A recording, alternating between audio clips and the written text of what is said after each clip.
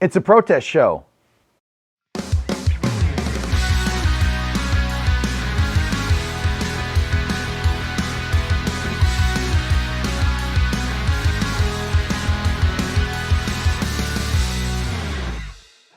Ladies and gentlemen, boys and girls, welcome to the Idiocracy Banana Joe's Republic, episode 14 of season 2.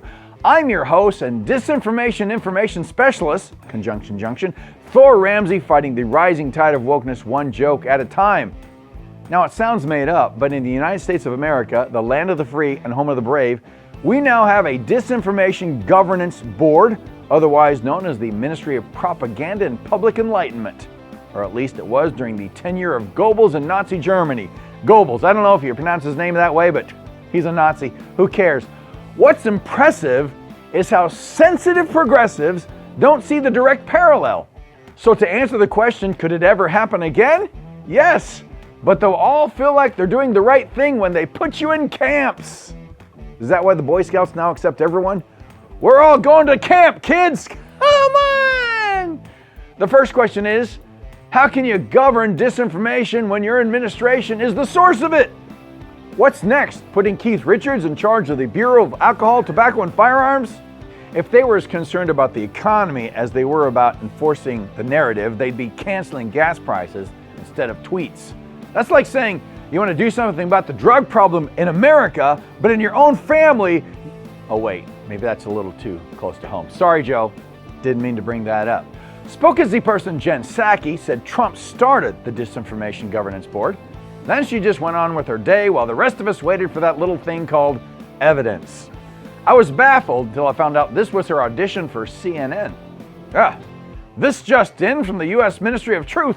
North Dakota isn't real.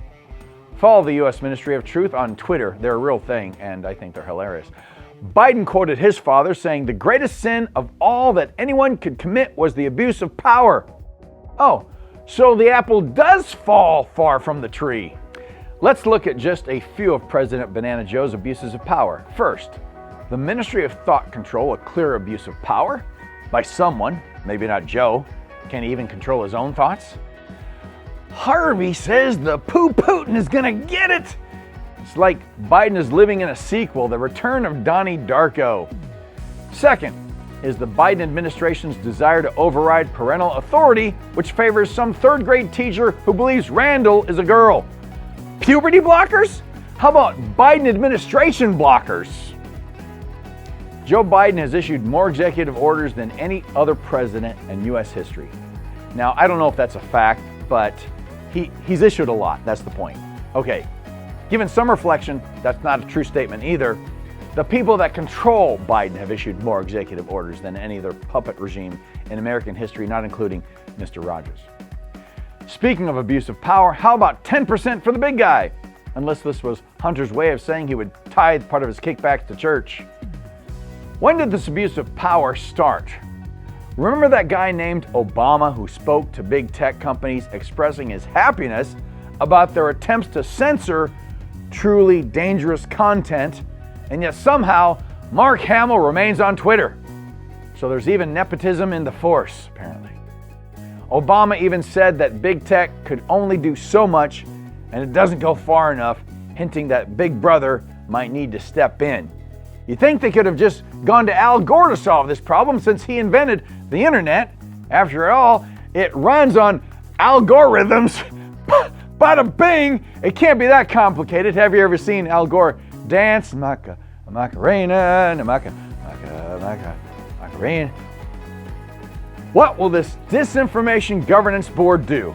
Well, according to Tulsi Gabbard, the Democrat that all conservatives have a crush on, the board would work through the mainstream media to spread whatever the chosen narrative was, and that it would do so at taxpayer expense, trying to drown out anyone with alternative views.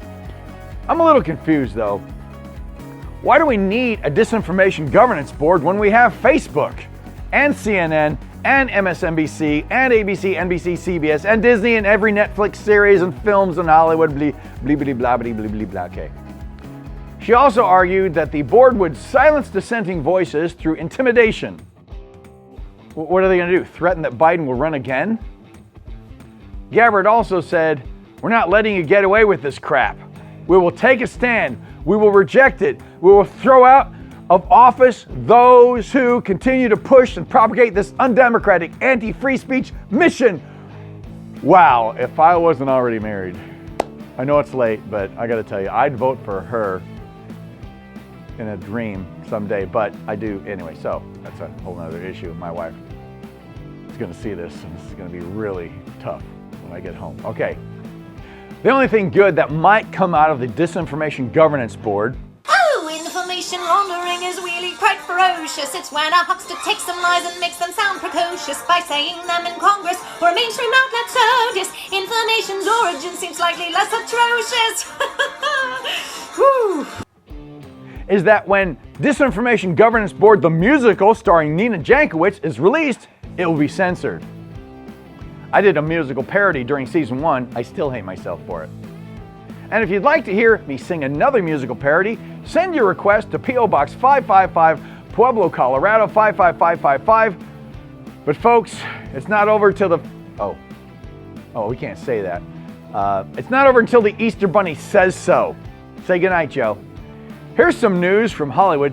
Joe Biden and the Easter Bunny have signed a 3-picture deal. The first one, slated to come out last week due to time travel differences, is called Tell Me About the Rabbits, where the Minister of Truth keeps reassuring Joe if he does his job, he'll be able to retire one day and go to a farm. Their second feature is called What's Up, Dr. Fauci? Barbara Streisand reprises her role as the Daffy Girl. Fauci is the square professor. The two lock themselves in a hotel room, isolating themselves from society, while the rest of us wish it was real.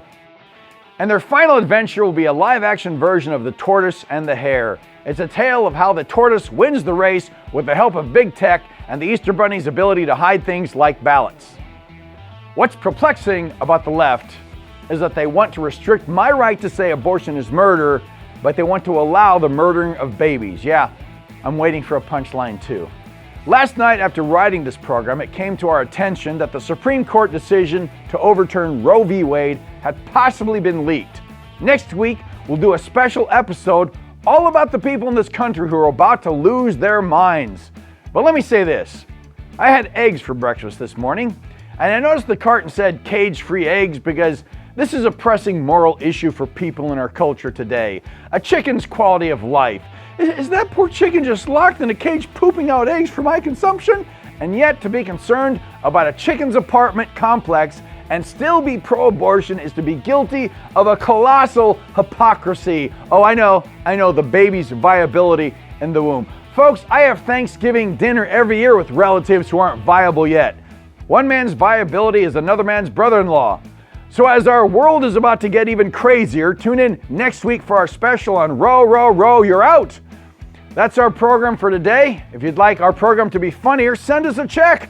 Right now, Ron and I spent about 90 minutes writing this thing. Most comedy programs have dozens of writers who work 40 hours a week. I can be funny too if you give me a bunch of funny writers. So stop complaining. And I'm not directing this to anyone in my family.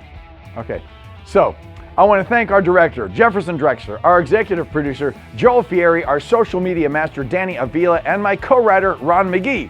I want to thank Christopher Sean Shaw, our joke tester, who samples every joke for toxic content. May he rest in peace. I'd also like to thank Ron Bash for our new intro graphics.